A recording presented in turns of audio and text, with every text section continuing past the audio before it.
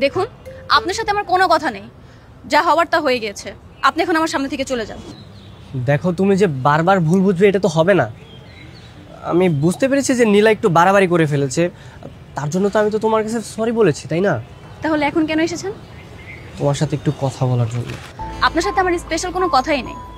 আচ্ছা ঠিক আছে, স্পেশাল কোনো কথা নেই, তাহলে আমরা সাধারণ কথা বলি। আপনি যা বোঝাতে চাচ্ছেন আমি বুঝতে পেরেছি, কিন্তু আপনার মতো লাক্সারিয়াস লাইফ আমার না। আমি পরিবারের একমাত্র মেয়ে, আমাকে স্ট্রাগল করে চলতে হয়। আপনার বাবার অনেক টাকা পয়সা রয়েছে, যেটা আপনার যখন যা ইচ্ছে তখন তাই করতে পারছেন, যেটা আমাদের দ্বারা সম্ভব না।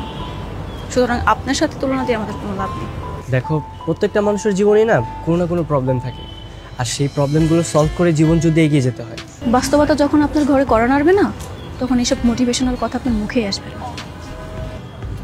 যাই হোক, আমার লেট হয়ে যাচ্ছে।